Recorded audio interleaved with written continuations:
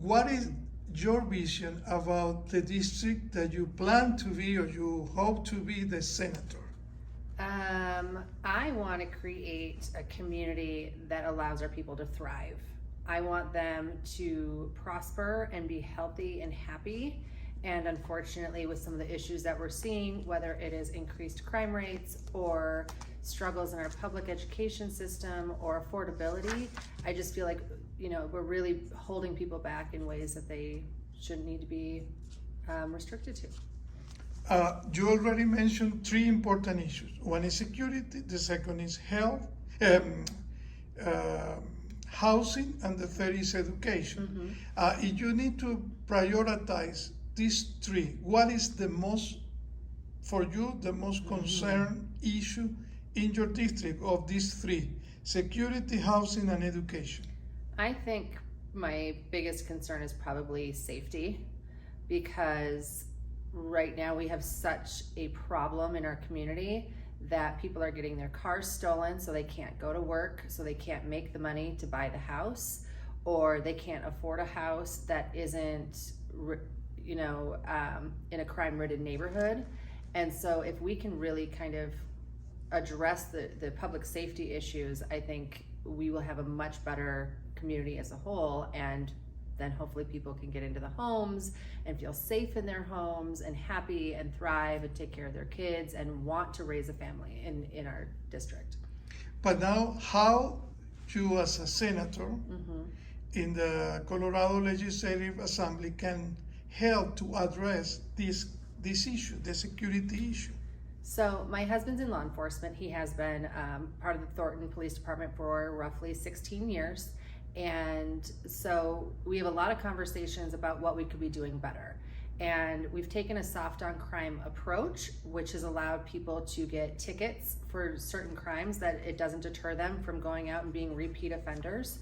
And we really need to take a hard on crime approach and hold people accountable, make sure that they are deterred from repeating the behavior. And I think that is probably my first step is readdressing some of these crimes like fentanyl possession. This should not be a slap on the wrist. There needs to be consequences, because a lot of people are dying, and we now see rainbow fentanyl pills that are like little pills in a variety of colors which are targeting our children. And so coming up with legislation that kind of holds them accountable and deters them and says, hey, we're not going to tolerate this here in Colorado, is a big focus of mine. But also partnering with police chiefs and people in the industry and the police on the ground and victims of crimes to really understand what they need to be supported instead of restricted is key in that. Okay, but give me one example. Do you have at this moment in mind a kind of legislation that you want to introduce, a bill that you want to introduce related with us, addressing one of these aspects, for example? Yes, I would like to take a more firm stance on fentanyl and really crack down on that and say it's not going to be tolerated. You're going to be held accountable, and I don't care how much it's hurting our communities, and it needs to stop. So that would be the first bill I'd run, is making that threshold of tolerance much lower. Okay, but at this moment, recently was approved a bill addressing the fentanyl issue. Are you disagree with the current bill on fentanyl? I think it was a step in the right direction, but it was not a big enough step. So I think that we need to make possession of any amount illegal, and we need to hold people accountable. And so right now they can be in possession of, I think it was like just under a gram, and that's still enough to kill way too many people. And fentanyl is administered in hospitals. There's no need to have this in pill form around kids in our communities. There's no reason for it. And with it being such a lethal drug, we shouldn't tolerate any amount. And so I'd like to further that legislation and get that threshold down.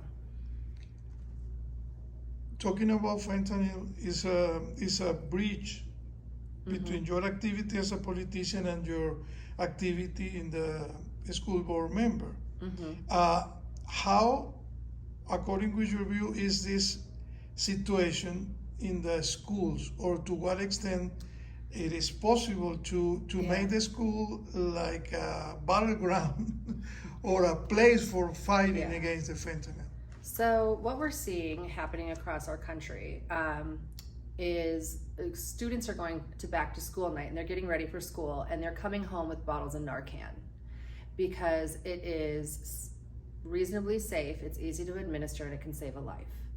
And to me as a mom, I understand. I want children to have this resource. I want families to have this resource to save lives, but it breaks my heart that we even have to have this conversation.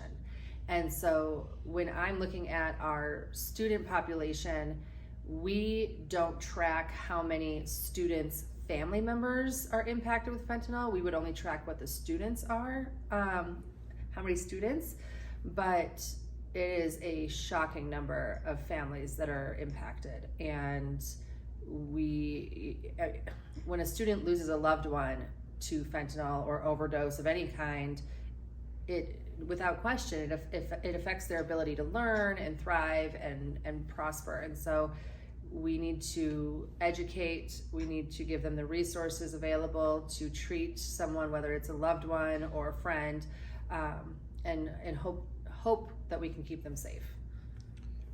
Another important issue that you already mentioned is housing.